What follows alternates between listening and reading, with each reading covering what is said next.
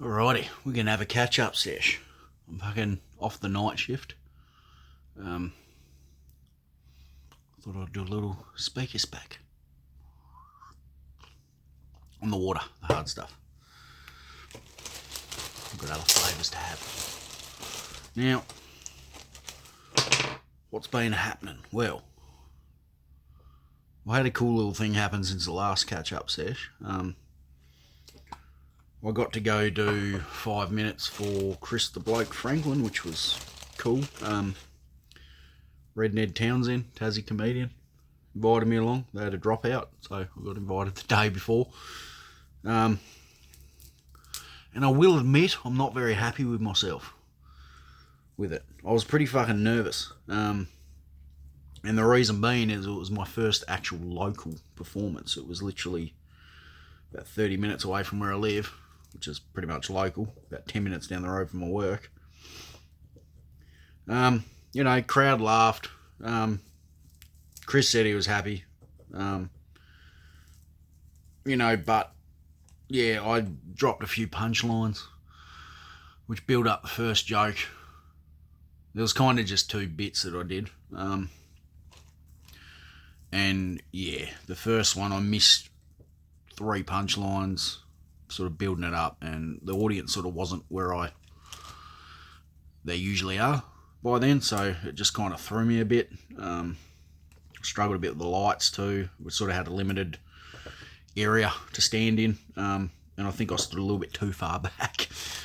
So my head might have been in shadow for a part of it, I'm not sure, but yeah, it was, but you know, it is what it is. I've ripped that band-aid off now. Hopefully Chris doesn't think that's all I've got. It'd be nice to do something with him again and Ned, but I am going to be on lineups with Ned again. Down at the open mic with Jimmy Curatz. Seppo is his name. That'll be good. That's on the 9th coming up. So, and that's going to be, I'm going to take my fucking A game to that, and I'm taking material. He told us to bring it. He told us to fucking bring shit that, you know, don't be scared. Fucking say what you want to say. Get ready to bomb if you're going to bomb. Just fucking risk it all. He wants it to be a wild show. He wants it to be like new material. And yeah, just wants everyone to go hard. So I'll go fucking hard. I've got a whole gang of shit that I've been too scared to fucking put into a comedy room. So that's going to come out. The locals will probably fucking hang me. But anyway, you don't know if you don't try. And yeah, I am really looking forward to that one actually. Like,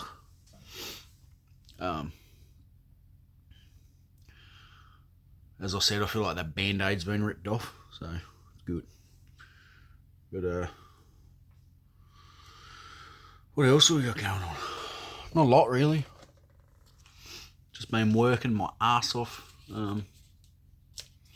Had extra shifts this week. Sorry, not extra shifts. Had to stay back for a bit. And might have to pull a fucking double time shift on Sunday. Which, you know, not the end of the world. It's a bit of cashish. Sundays are reasonably easy. And, yeah. Need to pay for petrol to get to the comedy somehow.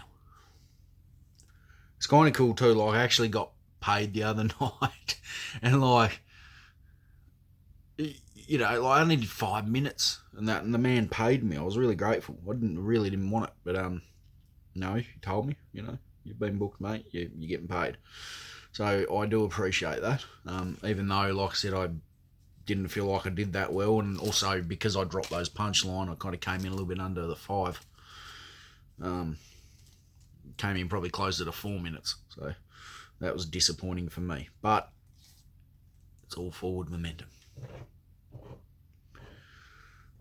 So I would call that a bit of a bomb, really, and it kind of sucks that I did it in front of a guy who's a bit of an influence on me, but anyway, you live and learn, and I did appreciate that he said that I look really confident on the stage, so that was nice. Like, that was a good bit of feedback.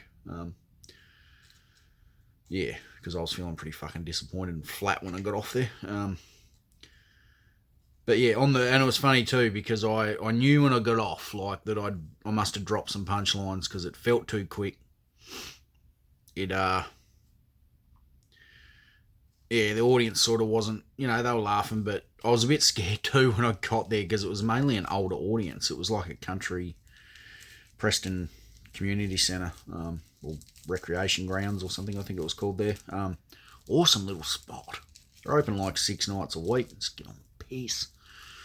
All the locals fucking love it. But a lot of older people, like, and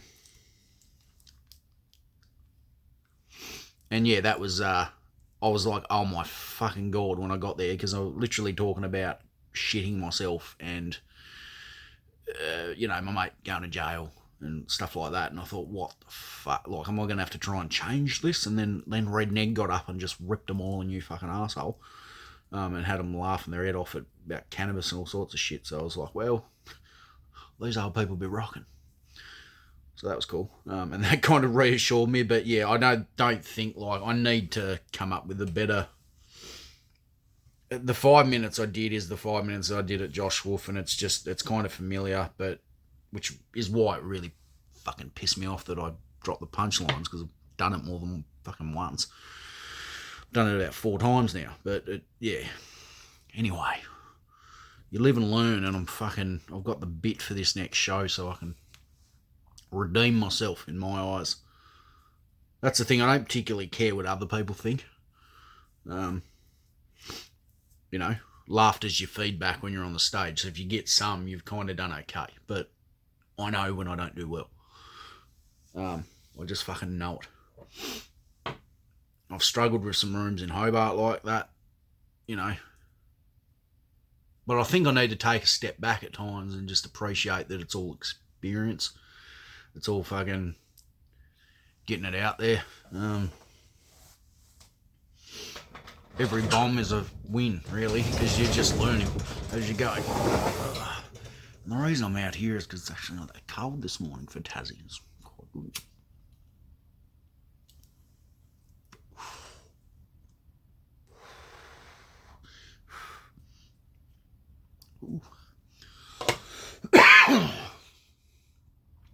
First bit of greenery for a month. That was another thing that had to slow down because that was getting a little bit too much. Starting to just lean into it a bit too heavy, and I don't like to be beholden to fucking anything. Been there before, and I won't go there again. So I said, nope, enough's enough. Put the brakes on for a month. Just have something to celebrate, have something to write. That's what I'm going to do this morning. Come off the night shift, I'm off the rotor. Feeling a little bit creative in the mind, so I might do some writing. Might try and organise this next set.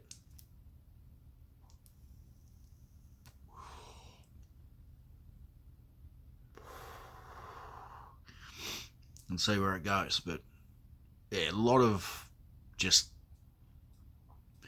It'll be a lot of shit that, yeah, I'm just a little bit...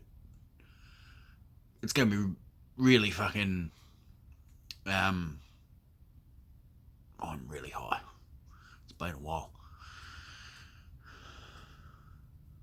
These jokes are going to be, it's a lot of sex, a lot of cussing. Probably quite social and unacceptable, some of the themes. So,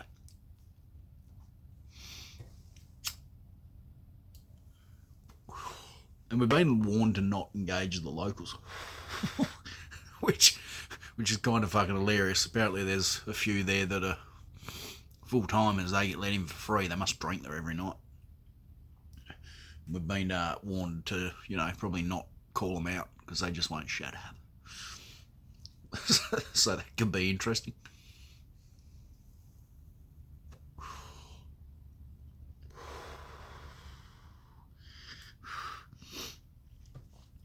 But other than that, we've got, Kingsway comedy coming up. I'm going to try and get a spot at Brew Lab this month.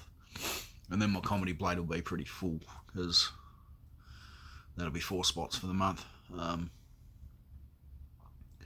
And I feel like I'm starting to get consistent again with that. We had that big old gap at the start of the year where shit was crazy. My head was all over the place.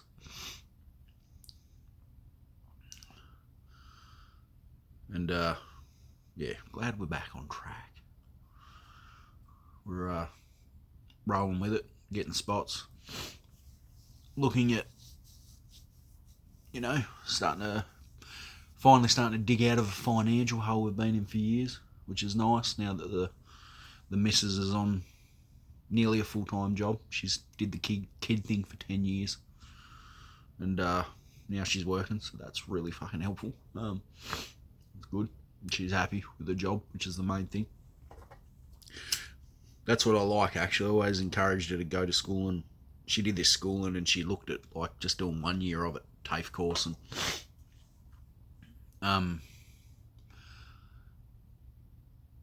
and then she thought, oh, maybe I should rush out and get a job with this qualification, but she kind of wanted to do the next cert up. I said, just do that certificate, because you're not going to want to go back to school once you start working again. Like, it's all going to be too hard, so just get it done now.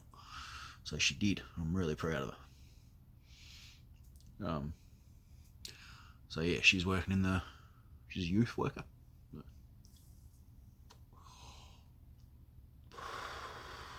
Has a really nice team she's working with. She's really fitting in, so that's good. So eases the financial burden. We're going down that road of fucking refinance soon to try and get a few things done around the place. Wrap up some debt into one payment. That'd be nice. Make things simple. These are the day-to-days. We deal with this shit. We relax by doing comedy. I don't know about relaxing. Sometimes I feel like my head's about to explode, or, I'm going to fucking die of anxiety. Over this fucking... You work yourself up. But I think this next spot, kind of in a good headspace. Like, I like the suddenness of the last gig I did too, at the Chris Franklin show. Because I thrive sort of when I'm put under pressure.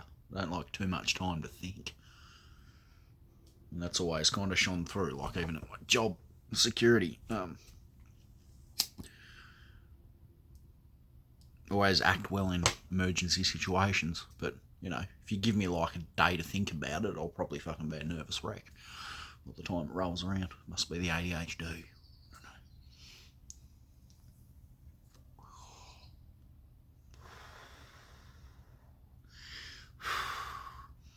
That's hitting the lungs like a fucking freight train.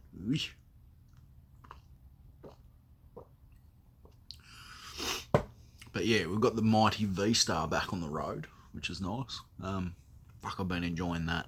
That's the best sleeping pill in the world, mate. It's been really good having the month off too, having that, because I get a bit antsy, jump on the bike, go for a ride. She's loud, she's visceral. It's not very big, like it looks ridiculous for what it is. Jump on the channel and have a look. It's all over if you want, but it's just a baby cruiser, mate. But it's real big and it looks like a fucking Harley from a distance. It's great.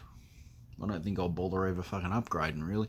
I don't need to go quick on a motorbike. It just needs to be loud. It needs to have some good comfy seat on it. Some decently placed bars. Just fucking cruise into the wind, mate. And it does. It gets really fucking windy if you go over like 80 k's. So I'm not really interested. I don't even go on highways much. I did make the mistake the other day of only wearing a lightweight bloody vest thing, and thought I'd be fine. Set out. It was warm. It wasn't warm, but it wasn't that cold. Rode about 20 minutes away, and then just turned to a fucking icicle, a big fat icicle on the way home. Fuck, it was cold. Like, it was not enjoyable. That was a mistake.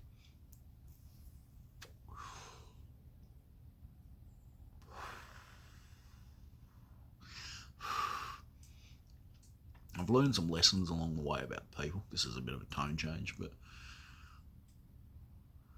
it's interesting that some people can, that I know, they like to act like, like they don't want to be where they are. Don't want to surround themselves with these people that are just numbers, But the problem is they want to be unique. They think they're above that, but then they don't follow through with it. They like to talk the game, but they won't do it. There's a lot of people like that. And I get it. I do, because I played that game for many fucking years. I just wanted to please people without, subconsciously, I'd never say this back in the day. Like, I don't even like saying it now, but I was a little people-pleasing bitch. And it was a waste of fucking time, because no one cares. Like, it's why I just throw shit out there on stage that people just look at me and go, what the fuck is wrong with you? But I don't care, because it's like, well, what are you going to do with it, mate? Like, I've been through it. It helps to say it out loud.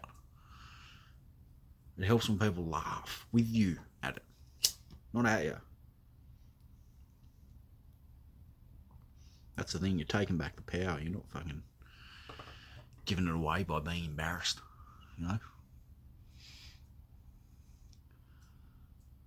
And yeah, and some people just, they're almost so counterculture that they just fucking,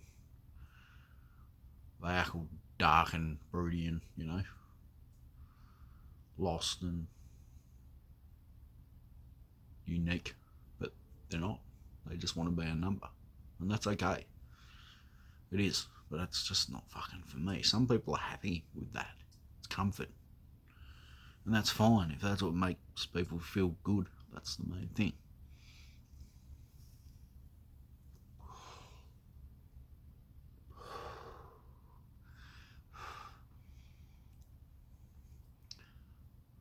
But you can't come out and like grab people and, other people that are trying to pull themselves up and be like, I don't want to be one of them. And then you just go jump straight back to the masses. Anyway, I'm fucking rambling. I'm feeling pretty good. I'm feeling very tired there. It's been a long fucking rota. Had a lot of shit going on, which I can't talk about, but this is me, Mr. CIO. No, just can't. It's work. Oh, and at the show the other night with the bloke, my worst fears came true. Some people from my job turned up. I'm like, I literally made a thing about it. Like, I probably won't have a job tomorrow.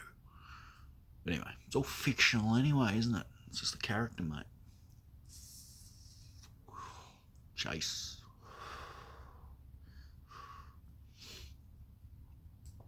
the very inappropriate security guard. I'll admit some shit. I insted fucking Paulie Fennick last night. And been like, hey, fucking wanker.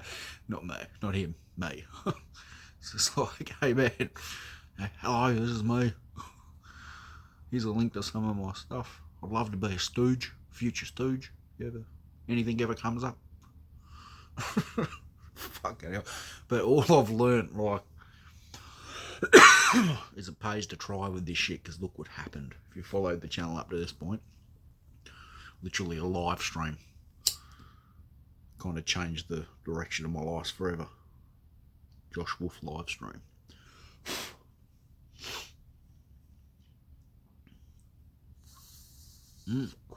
My man too. In homage to Josh's High Lives ending finally. He ended them. Like, yeah, sad. Don't know why. He said he's not, like, he's still get high, but like it just probably won't be the focal point, I guess. But anyway, it was an end. But in honour of that, I realised I ended up doing this read. It's on the channel. I might even link this video to it. But it's The Truth About Drugs, read by a comedian.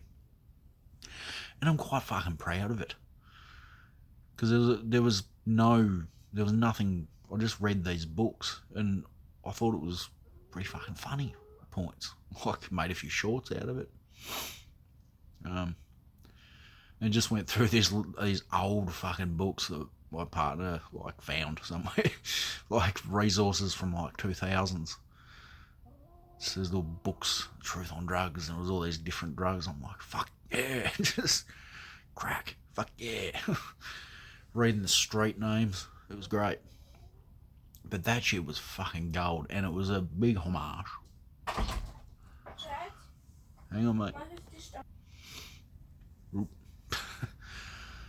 The boy just tore out to inform me that there was a flash Minecraft sale. So I will have to wrap this up. I promised him some mine coins. I haven't seen him a lot this week because I've been at work. So I gave him, sort of buy the boy some mine coins. You can spend them tonight after school. And me and him will play a map together. We like doing that. Yeah, the War on Drugs, not War on Drugs, Truth About Drugs. Check it out. I'll link it. I will link it. I'm fucking proud of it. There's a lot of, I guess you could call it improv. But it wasn't. It was just me reading, but I had a good time. Like, it was genuinely funny, and I think I might try it out on stage. I didn't think I'd go for any of that, like, conceptual shit on stage. Like, I always sort of just get up and talk, but, like, that I think would be quite funny, and it is. Like, I like to think it's my little fucking, little shout out to Josh Wolf, because he used to read books on his whole life. It was fucking hilarious. All sorts of shit. Just kids' books. Like, high as fuck. Just talking shit. It's great. Yeah. So check out the video. Follow the channel if you're not. Fucking remember to chase that feeling. Love yous all. Bye-bye. Let's try